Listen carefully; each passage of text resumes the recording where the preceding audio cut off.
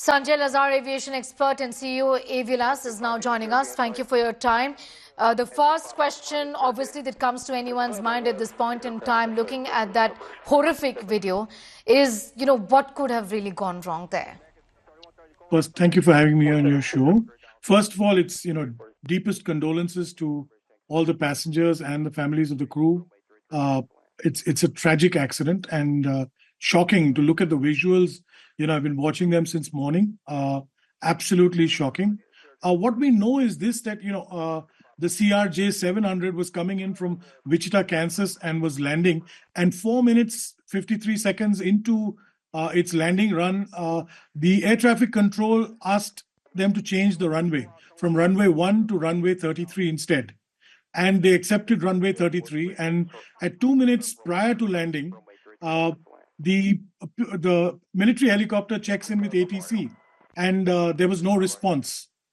And the next thing we see at 21 seconds prior to landing, the helicopter bangs into the regional jet. Now, this is absolutely, shocking and sad to look at the visuals. The other thing is the transponder on the military helicopter, the Black Hawk, was allegedly not on. So that, it could be somebody high level on that helicopter, we don't know. The right-hand side of the Potomac River is a military corridor, actually. So a lot of military transport helicopters and stuff move down that. As you know, you have the White House, you have the Capitol. Further down, you have the Pentagon. So that's, Ronald Reagan is in the city. So it's a very busy international airport. And, the aircraft was on its final approach. So this is unheard of. We do not believe there will be any survivors because, the pieces of the aircraft are being recovered from the river Potomac. It's also very cold. It's winter. So the water also would be extremely cold. My condolences. That's all I can say.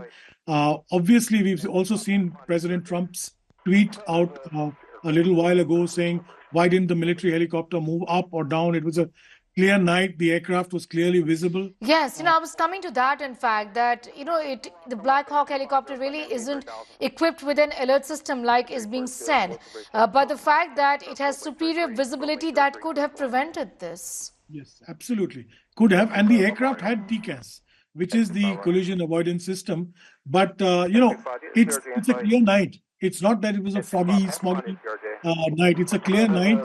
We can see the visuals. We can see both aircrafts, both the helicopter and the aircraft in the video. So obviously, one wonders why the Black Hawk helicopter pilot didn't look and see the aircraft coming. It's, elementary almost. But, I guess we'd only know once the black box is recovered and what, the investigations of the NTSB come out. We can't really speculate at this time. So, I'm at a loss for words. This is definitely the worst tragedy we've seen in mid-air collision in the United States or in Washington, D.C. for years and years now. And, shocking.